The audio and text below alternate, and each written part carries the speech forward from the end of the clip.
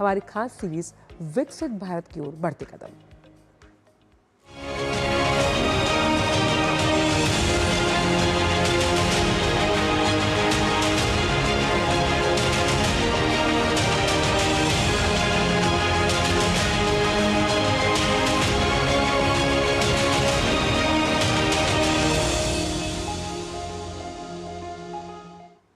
स्वस्थ भारत विकसित भारत की मजबूत नींव है।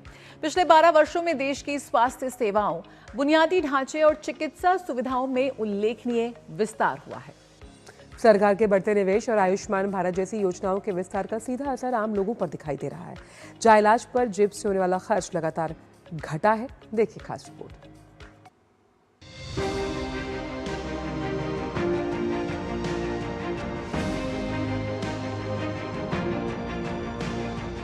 स्वस्थ भारत विकसित भारत का आधार है। केंद्र की नरेंद्र मोदी सरकार बीते 12 वर्षों से निरंतर देश की स्वास्थ्य सेवाओं को मजबूती प्रदान कर रही है और लोगों को स्वस्थ जीवन शैली अपनाने के लिए प्रेरित कर रही है। साल 2014 से लेकर हाल के दिनों तक नजर डालें तो हमें देश में स्वास्थ्य सेवाओं, हेल्थ इंफ्रास्ट्रक्चर, रिसर्च, तकनीक और इस क्षेत्र के शैक्षणिक प्रयासों में एक बड़ा बदलाव देखने को मिलता है। गरीब व्यक्ति पैसे के अभाव में इलाज से वंचित न रहें, इसके लिए प्रधानमंत्री नरेंद्र मोदी ने 2018 में दुनिया की सबसे बड़ी स्वास्थ्य बीमा योजना प्रधानमंत्री जन आरोग्य योजना की शुरुआत की।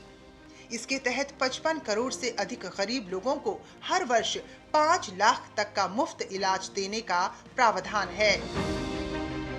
अक्टूबर 2024 में योजना का विस्तार कर देश के हर परिवार के 70 वर्ष और उससे अधिक आयु के सभी वरिष्ठ नागरिकों को शामिल किया गया।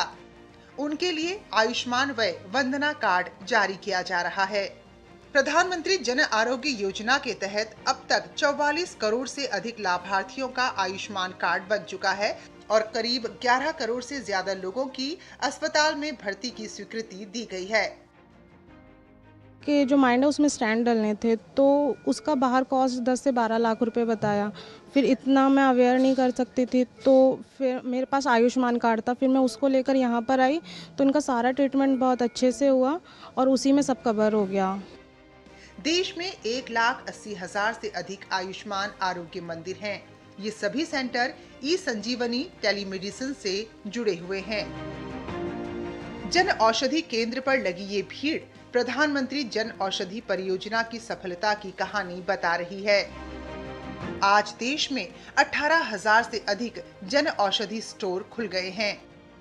जन औषधि केंद्रों पर 50 से 80% तक किफायती दर पर दवाइयां मिलती हैं। मोदी सरकार ने हेल्थ इंफ्रास्ट्रक्चर के विस्तार को नई गति दी है, जिसका सबसे बड़ा उदाहरण अखिल भारतीय आयुर्विज्ञान संस्थान यानी एम्स की संख्या में हुई ऐतिहासिक बढ़ोतरी है। 20वीं शताब्दी के अंत तक देश में केवल एक एम्स था, वहीं बीते 12 वर्षों में 16 नए एम्स जोड़े गए, जिससे देश में अब कुल एम्स की संख्या बढ़कर 23 हो गई है। मोदी सरकार के पिछले 12 सालों में सबसे बड़ी चुनौती रही कोविड महामारी। कोविड महामारी से जहां पूरी दुनिया हताश, परेशान थी, वहीं भारत प्रधानमंत्री मोदी के सशक्त नेतृत्व में महामारी से निपटने में पूरी तरह कामयाब रहा। प्रधानमंत्री नरेंद्र मोदी के कुशल नेतृत्व में देश ने न केवल अपने लोगों को इस महामारी से उबारा, बल्कि दूसरे देशों को भी मदद पहुंचाई। महामारी के समय भारत ने न केवल 145 देशों को दवाइयां पहुंचाई, बल्कि 100 से अधिक देशों को वैक्सीन भी मुहैया कराई। इसी दौरान देश आत्मनिर्भर भी बना। देश के वैज्ञानिकों ने 1 साल के अंदर स्वदेशी वैक्सीन तैयार कर ली। कोविड के दौरान देशवासियों को 220 करोड़ से अधिक कोविड वैक्सीन की खुराक लगाई गई थी। पिछले 12 वर्ष में माननीय प्रधानमंत्री जी के नेतृत्व में जो काम हुए हैं, उनमें से कोविड की महामारी के बहुत कठिन मौके पर जो वैक्सीनेशन का कार्यक्रम जिसमें हुआ, वो एक अद्भुत घटना है। और सबसे बड़ी बात, लगभग सारे ही टीके 98% इनमें से जो लगे वो देश के अंदर बने हुए टीके थे। इंडिया के वैक्सीन से। प्रिवेंटिव हेल्थ केयर की दिशा में प्रधानमंत्री मोदी की दूरदर्शिता से काफी सकारात्मक बदलाव आए हैं। उन्होंने आयुष पद्धति में बीमारियों से बचाव की क्षमता को पहचाना और देश में आयुष मंत्रालय का गठन किया। प्रधानमंत्री मोदी के ही प्रयासों से संयुक्त राष्ट्र संघ ने 21 जून को अंतर्राष्ट्रीय योग दिवस के रूप में मान्यता दी। आज योग को लेकर देश ही नहीं, दुनिया भर में अभूतपूर्व जागरूकता आई है। सबका साथ सबका विकास के संकल्प के साथ स्वास्थ्य क्षेत्र में ये परिवर्तन विकसित भारत के निर्माण की दिशा में एक महत्वपूर्ण कदम माना जा रहा है।